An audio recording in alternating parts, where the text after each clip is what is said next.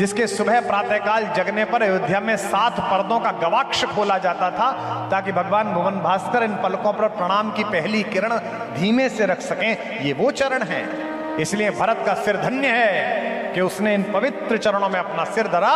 लेकिन ये सिर भी छोटा मोटा सिर नहीं है, ये सिर वो सिर है जिस पर त्रैलोक्य का राजमुकुट रखा जाना था और उसने राजमुकुट उतार कर अपने भाई की चरण पादुकाएं अपने सिर पर रख ली थी। वो सिर है। ये अगर आपने दीक्षित जी पढ़ा दिया तो मैं दावा करता हूं कि आपके बच्चों को कोई कुछ नहीं कर पाएगा। ये हमारे छतरपुर के कर्मचारी हैं दीक्षित जी। मेरे 2 छोटे बेटे हैं। एक बार दोनों को आपस में घनघोर लड़ते देखकर राम और उनके भाइयों से चित्रण से समझाने का प्रयास किया तो सफल भी हुआ। लेकिन आज के समय में टेक्नोलॉजी से सृजित Thanos, iron man, Spiderman, Batman, Bollywood के रॉकी ब्रदर्स, सलार जैसे, सलार कौन है भाई? मूवी है। अच्छा, सलार जैसे नकली हीरो से प्रभावित होकर अनुसरण करने वाली पीढ़ी को दुनिया के हम सबके असली हीरो राम की तरफ कैसे मोड़ा जाए, मार्गदर्शन करने का कष्ट करेंगे। अब देखो क्या है कि फिल्मों से अगर बच्चे प्रभावित होने लगे आपके, तो बच्चों का दोष नहीं है, आपका दोष है कि आपने फिल्मों से ज्यादा राम कथा नहीं सुनवाई उन्हें, वरना तो सब ठीक हो जाता।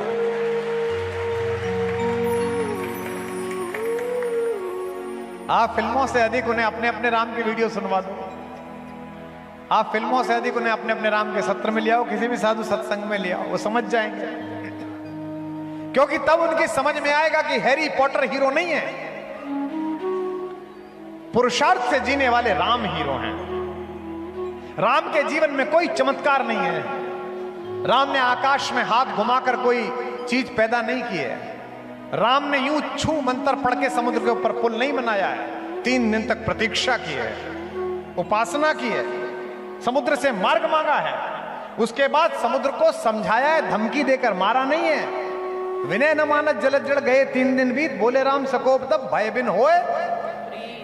और उस समय मारा नहीं है, भगवान को क्रोध नहीं आया, नकली क्रोध आया, क्योंकि पिता अपने बच्चों पर असली क्रोध नहीं करते। ये माएं बैठी हैं दिन में 100 बार अपने लड़के से कहती हैं मर जा उत्ते, मरने के लिए थोड़ी कहती है, जरा सी चोट लग जाए तो कलेजा टूट जाता है, नाश जा तेरा। हमारी दादी बोलती थी, थोड़ी चाहती थी मेरा नाश हो, प्रेम से बोलती थी। इसलिए वो तो पुत्र है, 5 तत्वों में एक है जल, और भगवान 5 तत्वों के स्वामी हैं, इसलिए डराते हैं, मारते नहीं हैं। जब आपको मारना होता है तो हथियार किससे मंगाते नहीं है, आप हाथ में उठा के मार देते हैं। और जब मारना नहीं होता तो क्या कहते हैं, लइए जरा डंडा, अरे अभी बताऊं, ऐसे बोलते हैं। भगवान क्या कहते हैं, लक्ष्मण बाण सरासन लानू, अरे लइयो जरा लक्ष्मण, सोखो बारिद बिसक कृसानू, अभी सोखता हूं इसे। अच्छा चलो ये भी मान लेते कि बाण मंगाया तुरंत ही सोख दे। उसके बाद भगवान ज्ञान देने लगते हैं कि ये मान नहीं रहा है। सटसन विनय कुटिल सन प्रीति, सहज कृपन सन सुंदर नीति, ममता रथ सन ज्ञान कहानी, अति लोभी सन विरत बिखानी, इतना सारा ज्ञान देते हैं। अगर आपने उसे राम की कहानी सुनाई होती तो उसकी समझ में आ जाता कि हैरी पॉटर कोई पुरुषार्थी नहीं है, राम में पुरुषार्थ है।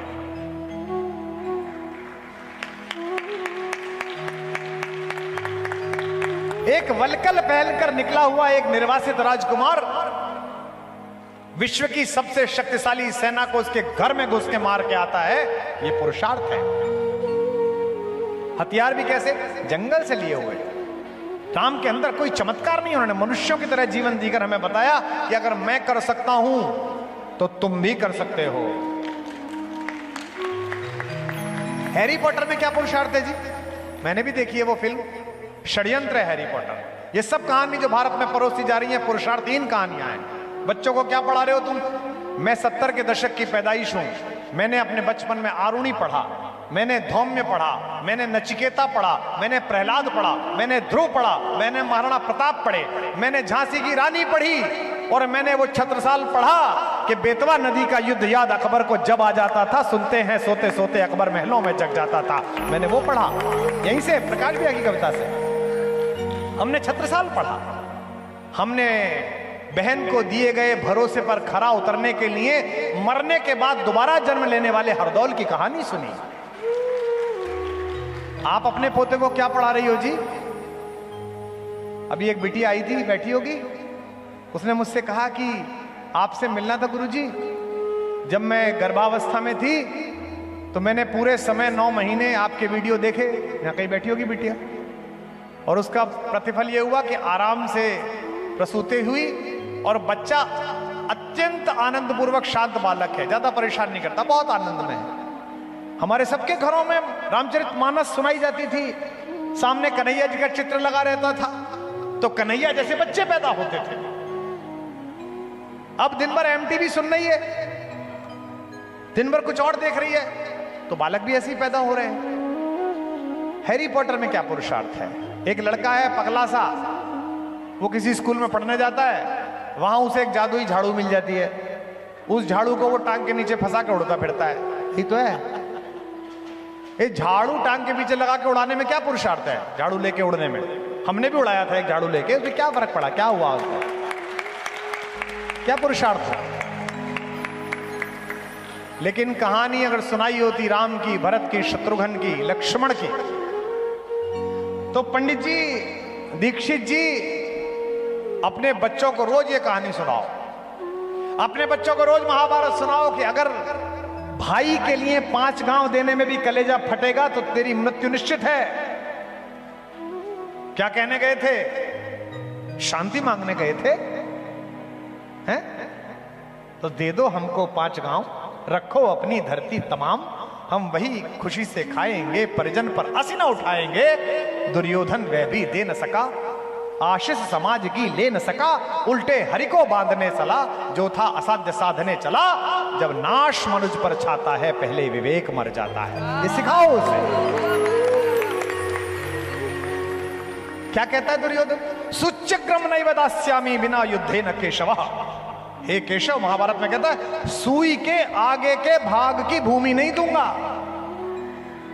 दिल्ली में एक करोड़पति परिवार था, नाम नहीं लेना चाहिए, संकेत से समझिए। नोएडा गुड़गांव के आसपास की सारी जमीनें उनकी थी, कम से कम 1,00,000 2 लाख करोड़ रुपए का टर्नओवर का व्यापार था। छोटे भाई को एक फार्म हाउस पसंद था जो 40-50 करोड़ का होगा। दोनों भाई उसके समझौते के लिए बैठे थे फार्म हाउस में।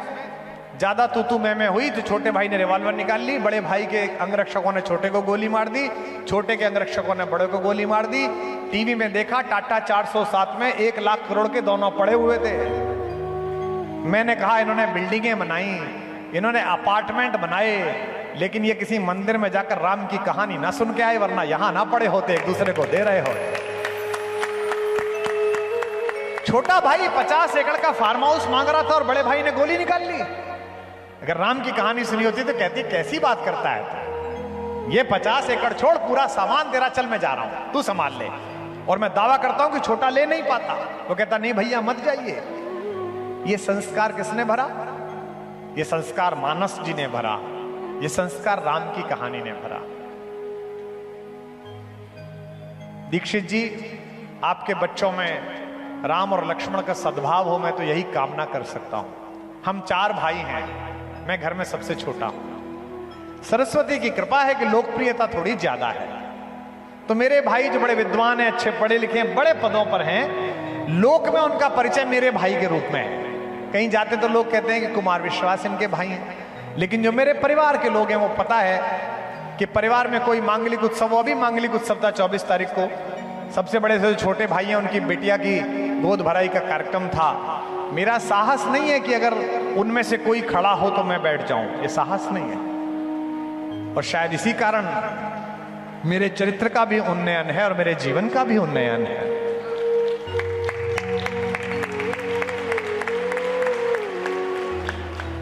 भगवान का राज्याभिषेक हो गया। अगले दिन सुबह उठ के चारों भाई गुरु वशिष्ठ जी के पैर छूने के गए। प्रातः काल उठ के रघुनाथा, मात पिता गुरु नावहीं। क्या बढ़िया जनता, इसको सब याद है। इसमें भी क्रम देखिए, माता जिसने पहले जन्म दिया, पिता जो जन्म का हेतु बना, और इस जन्म के बाद ज्ञान का जो दूसरा जन्म दिया वो गुरु ने दिया। तो माओ के पैर छूने के बाद चारों भाई वशिष्ठ जी के पैर छूने के लिए गए। सुनिए, आनंद आ जाएगा आपको। मैं दावा तो नहीं करता, ये अहमन्यता हो जाएगी, लेकिन बहुधा लोगों ने ये प्रसंग ना सुना होगा। जैसे कल मिथिला का प्रसंग बहुत लोगों ने नहीं सुना था। गुरु वशिष्ठ ने कहा कि राम, अब तुम चक्रवर्ती सम्राट हो गए हो, लक्ष्मण तुम प्रधानमंत्री कार्यालय के मंत्री हो गए हो सम्राट के। शत्रुघ्न तुम अयोध्या की सेनाओं के सर्वोच्च सेनापति हो गए हो। भरत तुमने तो एक नवीन आदर्श स्थापित किया है। राम तुम्हारा जीवन पूरे विश्व के लिए अनुकरण का विषय बन गया है। पर मैं जानना चाहता हूं कि मेरे शिष्यों को मेरी सिखाई हुई विद्या याद है कि नहीं याद है। राम ने कहा गुरुदेव प्रयास तो पूरा है कि आपने जो सिखाया वो स्मरण रहे। वशिष्ठ ने पूछा कि परीक्षा लूं तुम चारों की। चारों शिष्यों ने कहा जी गुरुदेव परीक्षा लीजिए। गुरुदेव ने सबसे पहले सबसे छोटे शत्रुघ्न से पूछा कि बेटा बताओ जीवन में सबसे मूल्यवान चीज क्या है। शत्रुघ्न ने उत्तर दिया। लक्ष्मण से पूछा कि जीवन में सबसे मूल्यवान चीज क्या है। लक्ष्मण ने उत्तर दिया। राम जी से पूछा कि जीवन में सबसे मूल्यवान चीज क्या है। राम जी ने उत्तर दिया। भरत बैठे थे उन्होंने उत्तर ही नहीं दिया, वो रोने लगे और इसी रोने से वशिष्ठ ने उत्तर को ढूंढ लिया। सुनिए कि शत्रुघ्न जी से, ये भी अच्छा है कि आ गए आप।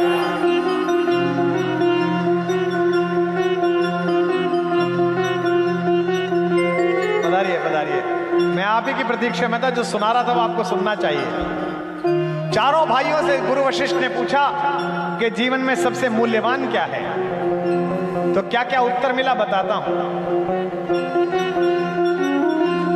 मेरे अत्यंत प्रिय एक और अनुज आ गए हैं। इतने स्नेहिल, इतने प्रेमी और इतना इनके भाषा में अमृत है जो इनकी ऋषि परंपरा, इनकी गुरु परंपरा से प्राप्त हुआ है।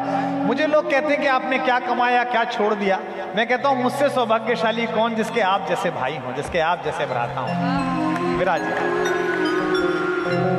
शत्रुघ्न जी से पूछा कि सबसे अनमोल क्या है। चारों भाइयों से गुरु वशिष्ठ ने सवाल पूछा राज्याभिषेक के बाद कि शत्रुघ्न जी से अनमोल कुछ पूछा गया।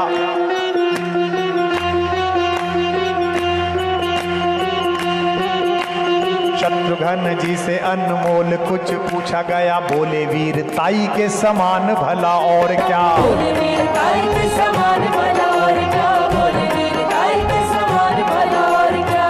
जो अयोध्या की सेनाओं का सेनापति हो उसके लिए तो वीरता ही सबसे बड़ी चीज है। शत्रुघ्न जी से अनमोल कुछ पूछा गया। बोले वीरताई के समान भला और क्या। बोले वीरताई के समान भला और क्या। बोले वीरताई के समान भला और क्या। लखन से पूछा गया। लखन से पूछा गया। लखन ने ऐसा कहा। लखन से पूछा गया। लखन ने ऐसा कहा मेरी सीता माई के समान भला और क्या। मेरी सीता माई के समान भला और क्या। मेरी सीता माई के समान भला और क्या। राम जी से पूछा गया। अब इनकी बारी आई।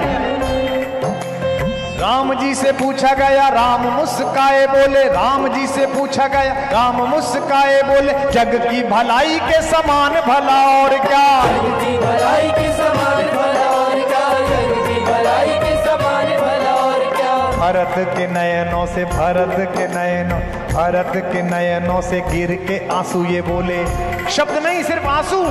भरत के नयनों से गिर के आंसू ये बोले। भरत के नयनों से गिर के आंसू ये बोले दुनिया में भाई के समान भला और क्या। दुनिया में भाई के समान भला और क्या। दुनिया में भाई के समान भला और क्या। समझाओ। दुनिया में भाई के समान भला और क्या। दुनिया में भाई के समान भला और क्या। शत्रुघ्न जी से अनमोल कुछ पूछा गया। बोले वीरताई के समान भला और क्या। बोले वीरताई के समान भला और क्या। बोले वीरताई के समान भला और क्या। लखन से पूछा गया। लखन ने ऐसा कहा मेरी सीता माई के समान भला और क्या। मेरी सीता माई के समान भला और क्या। मेरी सीता माई के समान भला और क्या। राम जी से पूछा गया। राम मुस्काए बोले जग की भलाई के समान भला और क्या। जग की भलाई के समान भला और क्या। जग की भलाई के समान भला और क्या। भरत के नयनों से गिर के आंसू ये बोले। भरत के नयनों से गिर के आंसू ये बोले दुनिया में भाई के समान भला और क्या। दुनिया में भाई के समान भला और क्या। दुनिया में भाई के समान भला और क्या।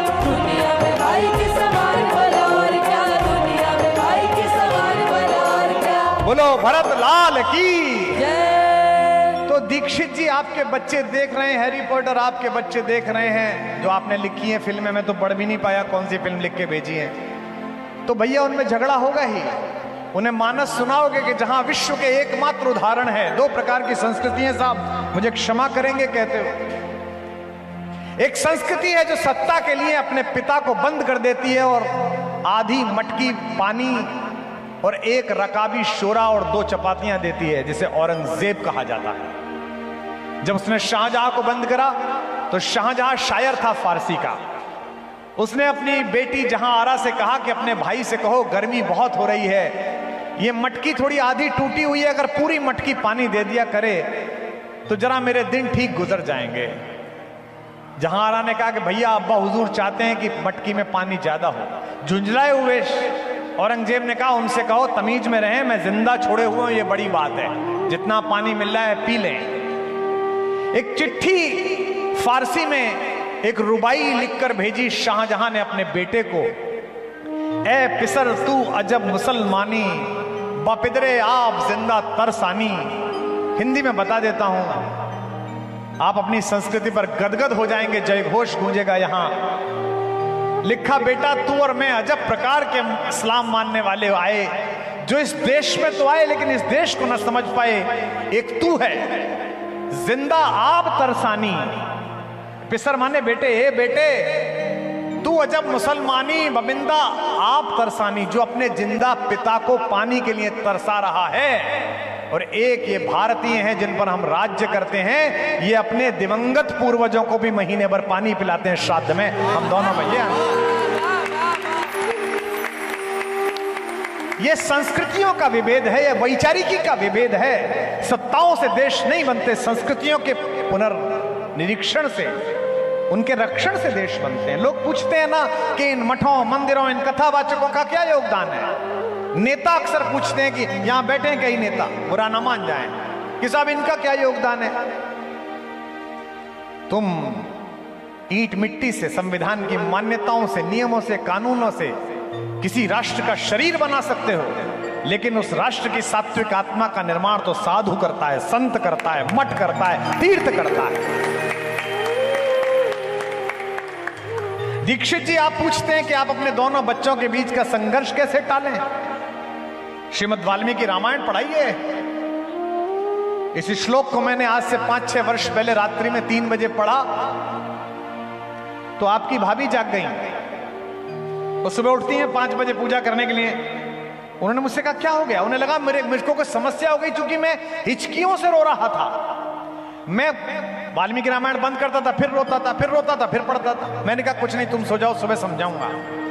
राज्याभिषेक राम जी का हो गया। भरतलाल जी सबको धन्यवाद दे रहे हैं कि 14 वर्ष आपने मेरी बड़ी सहायता की। सेनापति को धन्यवाद दे रहे हैं। शत्रुघ्न को धन्यवाद दे रहे हैं कि बेटा तू छोटा है पर मैं तुझे धन्यवाद देता हूं, तू ही मेरे पास रहा। गुरु वशिष्ठ को चरण छू रहे हैं, माओ के पैर छू रहे हैं। कैकेयी के पास पहुंचे तो ठिठके, तो राम जी ने आंख तरेरी के सबसे पहले यहां वहां लेटे हैं। अब एक दृश्य आता है, आप भी रो पड़ेंगे बागेश्वर वालों।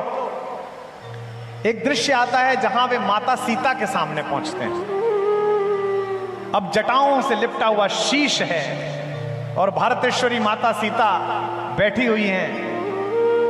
उनके चरणों में भरतलाल अपना माथा रख देते हैं।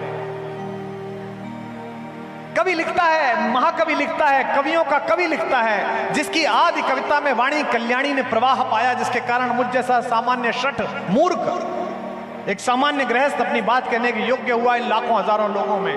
वो मेरा बाबा, मेरा भगवान लिखता है कि इस सिर ने पैर को और पैर ने सिर को, दोनों ने एक दूसरे को धन्य किया। लंकेश्वर प्रणति भंग दृढ़ व्रतम तद्वन दम युगम। और अंत में लिखता अन्योन्य पावन मभूत भूवस समेत। दोनों ने एक दूसरे को पावन किया। तो मैं बहुत देर तक सोचता रहा कि अगर देवर ने अपनी भाभी के चरणों में शीश रखा तो ये कोई नई बात नहीं है। भाभी तो मां होती है, इसलिए ये शीश धन्य हुआ तो ठीक है, क्योंकि ये चरण कोई सामान्य चरण नहीं है। ये चरण वो हैं जो कालांतर में भारत का आचरण बन गए हैं। ये सीता के चरण हैं।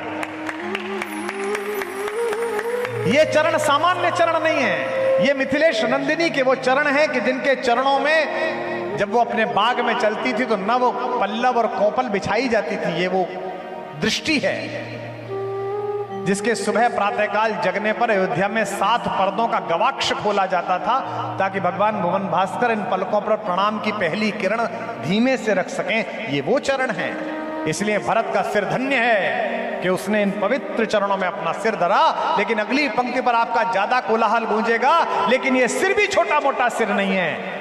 ये सिर वो सिर है जिस पर त्रैलोक्य का राजमुकुट रखा जाना था और उसने राजमुकुट उतार कर अपने भाई की चरण पादुकाएं अपने सिर पर रख ली थी। वो सिर है।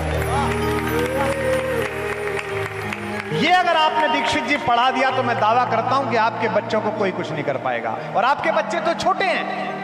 मैंने जयपुर में 4 दिन अपने अपने राम बोला। ऐसे ही प्रश्न आप लोगों ने भेजे। एक प्रश्न आया, मैंने सोचा नाम पढ़ू ना पढ़ू संकोच में। एक सज्जन ने लिखा कि मैं 67 वर्ष का हो गया हूं। 72 साल के मेरे बड़े भैया हैं जो हिम्मतनगर गुजरात में रहते हैं। हम दोनों भाइयों का गांव की संपत्ति को लेकर 30 साल से मुकदमा चल रहा है। मेरे बेटे बहुओं ने उनको नहीं देखा, उनके बेटे बहुओं ने मुझे नहीं देखा। पर कल 2 दिन आपको सुनने के बाद मैं बहुत रोया हूं। और आपका ये अपने अपने राम समाप्त होने के बाद मैं संपत्ति के सारे कागज, मुकदमे के कागज लेके, बहुओं को लेके, बेटों को लेके हिम्मतनगर जा रहा हूं। भैया के चरणों में लेट के रोऊंगा और कागज डाल के कहूंगा, भाड़ में गए कागज, मुझे माफ कर दीजिए, अपना आशीर्वाद दे दीजिए। ये कहानी है। यह भरत आपके घर में है तो रामायण है। और सूच्यक्रम नहीं वदास्यामि बिना युद्धे न केशवः कहने वाला दुर्योधन आपके घर में है तो महाभारत कोई टाल ही नहीं सकता है। सरस्वती से देवता कहते हैं कि आप ही के बुंदेलखंड में चित्रकूट में मनाने पहुंच गए हैं भरतलाल जी, राम वापस ना चल दें। सरस्वती से कहते हैं भरत की बुद्धि फेर दो, जैसे मंत्रा की भेजी थी। सरस्वती कहती है क्या मजाक की बात करते हो, भरत की बुद्धि फेर दो? किसी की भी फेर दूंगी, इसकी फेर दो। मोसन कहे तो भरत मत फेरू, लोचन सहस न सूझ सुमेरु। 1000 आंखें होने के बाद भी जिसे सुमेरु ना सूझते हो, ऐसी मूर्खता की बात करते हैं। वह भरत। प्रतिमा नाटकम एक बहुत सुंदर महाकवि भास की रचना है, कभी पढ़िएगा। उसमें राज्य छिन जाने के बाद नाराज लक्ष्मण कहते हैं कि भैया आप किस बात के अधर्म के विरोधी हो, किस बात के धर्म के प्रतिपालक हो? आपके तो घर में ही अधर्म हो रहा है, आपका भाग्य छीना जा रहा है। ये कंधे पे धनुष लटकाए क्यों घूम रहे हो? परशुराम जी का दिया हुआ शारंग उठाते क्यों नहीं हो इसे? कितनी अच्छी बात कहते हैं। भगवान कहते हैं किम दोषुणेश रुचिर रुचिर, हे प्रिय भरत, लक्ष्मण मैं किसको मारूं और मारकर किसे पातक लूं? अपने उस पिता को जो रघुवंश की लज्जा निभा रहा है कि जो वचन दे दिया वो पूरा किया जाएगा। अपनी उस मां को जो केवल स्त्री धन के रूप में लिए गए अपने वादों को पूरा कराने के लिए वरदान मांग रही है। और तीसरी बात महत्वपूर्ण है, भगवान कहते हैं या अपने उस छोटे भाई भरत को, पाप जिसके व्यक्तित्व की सीमा के बाहर खड़ा होकर अपराधी की तरह प्रतीक्षा करता है कि भरत चले जाएं तो यहां घटित हूं, मैं उस भरत को मारूं क्या? गुरु वशिष्ठ ने कहा कि भरत अब तुम राजा बना दिए गए हो, अब तुम राज्य संभाल लो। 14 वर्ष बाद अगर इच्छा है तो तुम दे देना राम को। आपको पता होगा हम प्रसाद लेते हैं। आज हमने गौशाला में प्रसाद लिया, हमने और भैया ने और सारे संगीत के साथियों ने। प्रसाद कौन सा था? पहले उस प्रसाद का भोग लगा, फिर हमने प्रसाद लिया। भगवान को अमनिया भोग लगता है जो किसी और ने ना खाया हो। यह कहा भरत जी ने कि अगर जो राज्य मैंने भोग लिया और उसके बाद मैं राम जी को दूंगा तो यह प्रसाद नहीं हुआ। इस भोग के एकमात्र अधिकारी तो, इस राज्य के भोग के एकमात्र अधिकारी तो राम जी हैं। सबसे पहले प्रसाद वही ग्रहण करेंगे, उसके बाद जो बचेगा वो मैं स्वीकार करूंगा। इसलिए मैं राज्य को नहीं लेना चाहता। जिस दिन राम जी को वापस बुलाने के लिए भरतलाल गए हैं तो रात्रि में भरद्वाज जी के आश्रम में विश्राम किया उन्होंने। और सुबह जब चलने लगे तो चेहरे पे उदासी थी। तो भरद्वाज जी ने कहा कि राजन, आपके मुखमंडल पर उदासी शोभा नहीं देती, आप किस लिए कष्ट में हो? भरतलाल जी ने कहा कि महर्षि, मुझे यह पता नहीं है कि भैया मुझसे नाराज हैं कि मुझसे प्रसन्न हैं। मुझे यह पता नहीं है कि मैं पहुंचूंगा तो भैया दोनों हाथों से मेरा स्वागत करेंगे या मेरा तिरस्कार करेंगे, क्योंकि मुझसे अपराध बहुत बड़ा हुआ है। और बागेश्वर धाम वालों, दुनिया में अकेले भरत हैं जो उस अपराध की सजा पा रहे हैं जो उन्होंने किया भी नहीं है।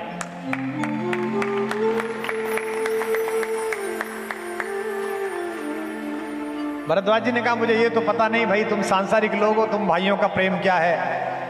पर मैं इतना जानता हूं कि राम जब सुबह यहां से गए थे और पुरोहित को मैंने बुलाया था कि गंगा पार करनी है, अब पूजा अर्चना कर दो, तो भगवान ने हाथ में अक्षत ले रखा था और थाली ले रखी थी। जब तक पूजा अर्चना हो रही थी बड़े प्रसन्न मुख थे।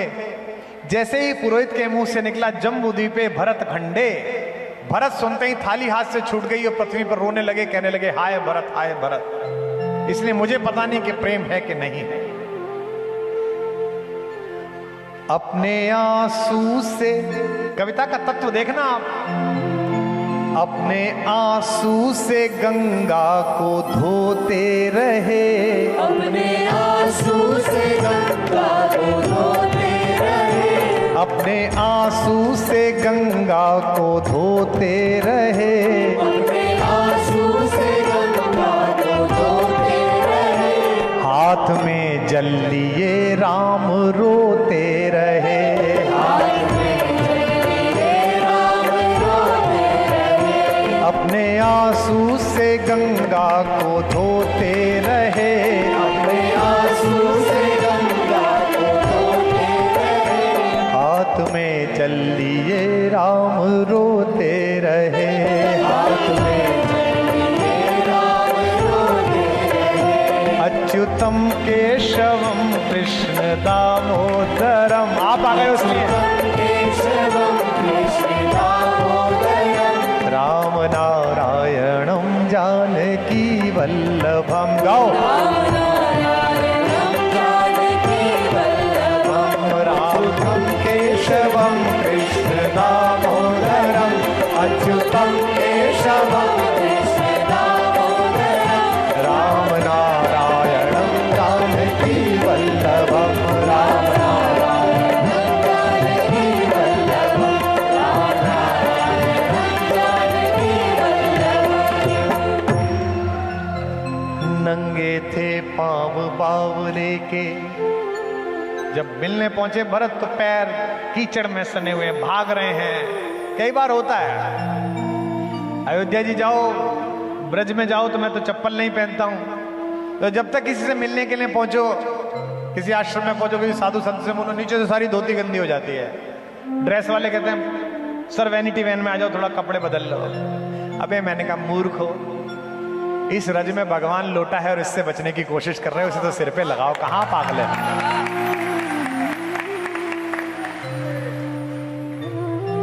नंगे थे पांव बावले के, कीचड़ में लिसे हुए भी थे। नंगे थे पांव बावले के, कीचड़ मिट्टी में लिसे हुए। भरत और राम मिलने की प्रतीक्षा में आमने सामने 10 मीटर की दूरी। कवि कहता है कुछ कुछ बह रहा रक्त भी था, कंकड़ भी थे कुछ छुपे हुए। वह व्याकुलता थी बढ़ने की, धनु कहीं कहीं पर तीर गिरा। वह व्याकुलता थी मिलने की, धनु कहीं कहीं पर तीर गिरा। महिपर तरकश के साथ वहीं मुनियों वाला वह चीर गिरा। बावरा चाहता था पहले रघुबर को शीश झुका लूं मैं। रघुवीर चाहते थे पहले छाती से इसे लगा लूं।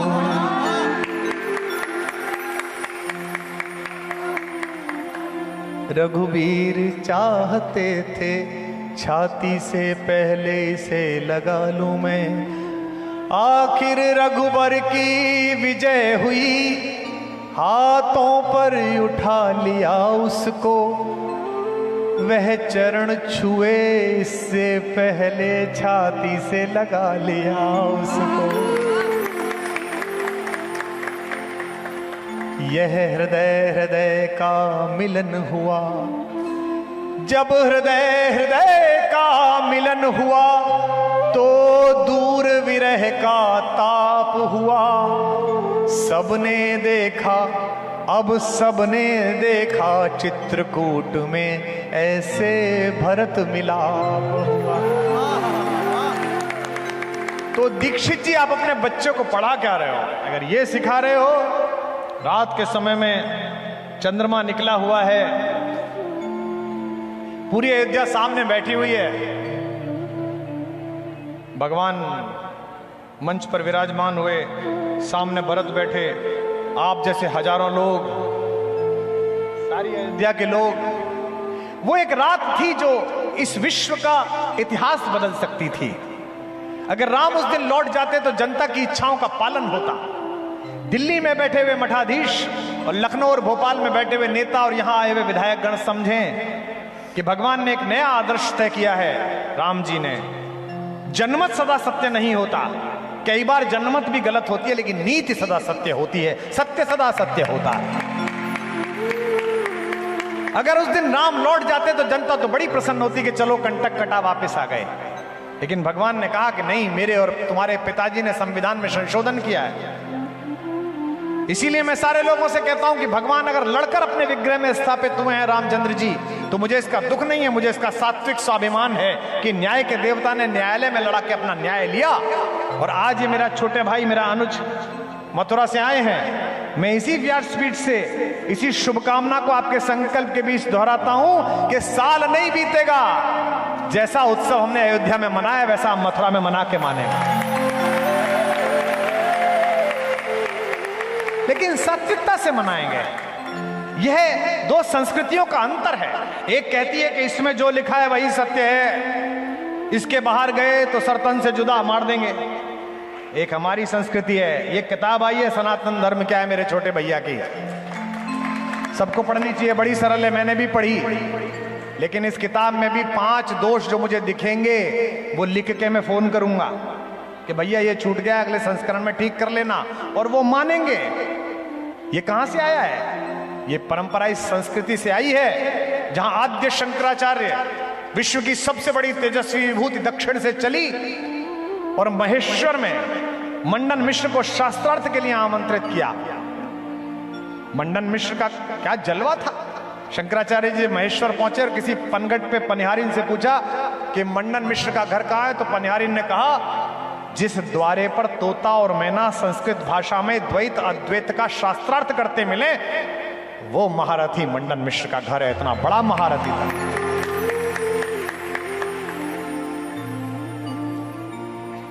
अड़तालीस प्रहर शास्त्रार्थ चला भगवान। अब 2 विद्वान टकराए तो शास्त्रार्थ का रेफरी कौन बने? ये जवान लड़के जो आए, जज साहब आए, आज मिले थे। जज साहब मुझे माफ करना, सम्मान मत भेज देना इस बात पे, पहले ही बहुत मुकदमे मेरे ऊपर। हमको बताया गया कि इटली में 1878 में एक महिला हुई, लिंडा पोइट। वो पहली महिला वकील थी। इससे पहले स्त्रियों ने वकालत नहीं करी। इससे पहले स्त्रियां, तुम पढ़ते विदेश से हो इसलिए तुम ऐसा सोचते हो। 1800 साल पहले इसी पृथ्वी पर 2 विद्वानों ने तय किया कि कौन जज बनेगा। तो मंडन मिश्र ने कहा आप चुन लीजिए। तो मेरे शंकराचार्य ने जज चुना मंडन मिश्र की विदुषी पत्नी देवी भारती को, कहा ये जज बनेंगे। देवी भारती ने कहा कि मैं तो काम में लगी रहूंगी, लेकिन चिंता मत करो, निर्णय तुम दोनों का कर दूंगी। 3 दिन तक शास्त्रार्थ चला। रात को माता सो गई। सुबह गैया का दूध निकालने के लिए उठी, देखा दोनों शास्त्रार्थ कर रहे थे, चुप बैठे हुए थे, खामोश। दोनों ने मां की ओर देखा कि निर्णय करो। मां ने कहा मेरा पति हारा, शंकराचार्य तुम जीते। किसी ने पूछा कि कैसे पता चला? बोले नील कमलों की मालाएं 2 बनाकर मैंने दोनों के गले में डाल दी थी। उलझे हुए तर्कों के कारण, आक्रोश के कारण, घृणा के कारण, ज्वार के कारण, जिसके हृदय में अग्नि थी, उसके कमल मुरझा गए और विचार की शीतलता के कारण जिसके तर्कों में अकाट्य सत्य था उसके कमल फूले रहे। शंकराचार्य के कमल खिले हुए हैं, शंकराचार्य जीते हुए। जब चलने लगे तो मंडन मिश्र का नाम बदल दिया, शिष्य के रूप में स्वीकार करके आद्य शंकराचार्य ने कहा सुरेश्वर मिश्र। मुझे इस वाचालता के लिए साधु संत क्षमा करेंगे, मैं धर्म का अधिकारी विद्वान नहीं हूं, अध्ययन और गुरु परंपरा में जो मिला उससे बोल रहा हूं। सुरेश्वर मिश्र ने कहा गुरुदेव आप तो केदारनाथ जी जा रहे हैं मंदिर का निर्माण करने के लिए, मेरे लिए क्या आज्ञा है? ये केवल भारत है जिसके पास अपने अनुशीलन और पुनर्पाठ की इतनी संभावना है।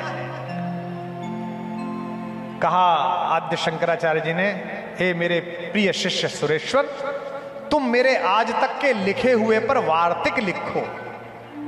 32 वर्ष की आयु में भगवान शंकराचार्य ने जो लिख दिया है वो कोई लिख नहीं सकता है। गंगा जी के सामने खड़े हो तो भी शंकराचार्य जी याद आते हैं, देवी सुरेश्वरी भगवती गंगे त्रिभुवन तारिणी तरल तरंगे शंकर मौलि विहारिणी विमले मम मत रास्ताम तव पद कमले।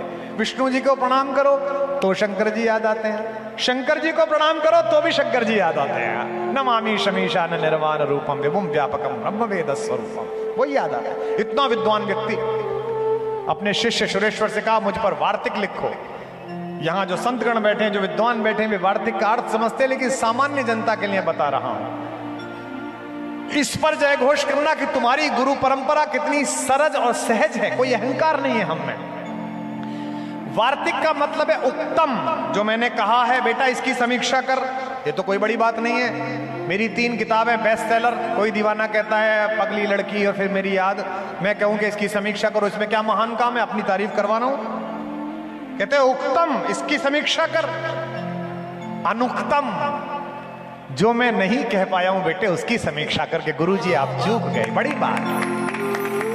और करतल ध्वनि कम उठी, अगली बात पर जय घोष उठ जाएगा। ये केवल साहस भारत का शंकर कर सकता है, भारत का गुरु कर सकता है, भारत की व्यासपीठ कर सकती है। कहा उक्तम अनुक्तम दुरुक्तम च वार्तिक। और बेटा अगर मैंने कुछ गलत भी लिख पढ़ दिया हो तो उसकी भी समीक्षा करके गुरुजी आपने गलत लिख दिया, ये बात भारत। राम बैठे, चंद्रमा ऊपर निकला हुआ है। ये चंद्रमा भगवान के जन्म पर बड़ा दुखी था। जब भगवान पालने में थे तो चंद्रमा बहुत नाराज था, टेढ़ा मुंह किए हुए था। उस समय की नक्षत्र गणना देख लो तो भी टेढ़ा ही दिखेगा। तो भगवान ने पालने में कहा भी तू क्यों दुखी है, प्रकृति श्रृंगार कर रही है। उसने कहा हमारा क्या, आप तो सूर्यवंशी हो, आपके नाम में तो सूर्य ही सूर्य है, हमारा क्या मतलब। भगवान ने कहा दुखी मत हो, मैं सबके कल्याण के लिए आया हूं। आज से मेरा नाम कभी तेरे नाम के बिना नहीं लिया जाएगा, दुनिया मुझे रामचंद्र के नाम से जानेगी, तू भी प्रसन्न रहे।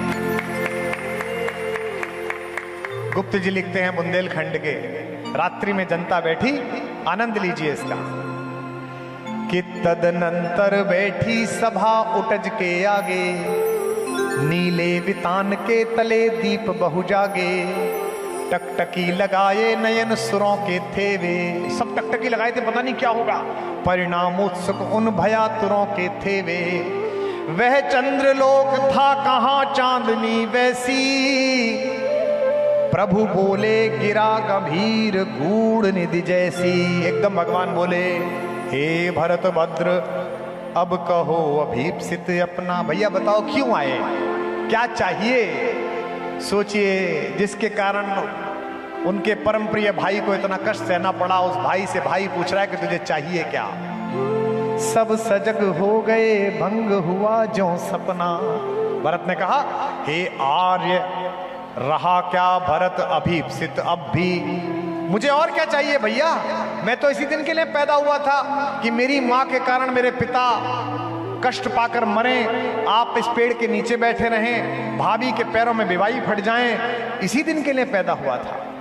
कहते हैं मैं इस बात से परेशान नहीं हूं कि आपको इतना कष्ट हुआ, आज मैं इस बात के लिए परेशान हूं कि आपने मुझसे ये पूछा कि मुझे क्या चाहिए। मैंने अभी थोड़ी देर पहले कहा था कि अगर भगवान के सामने ये तय करना पड़ा कि उसे क्या चाहिए, हमको क्या चाहिए, तो भगवान फिर किस काम का है?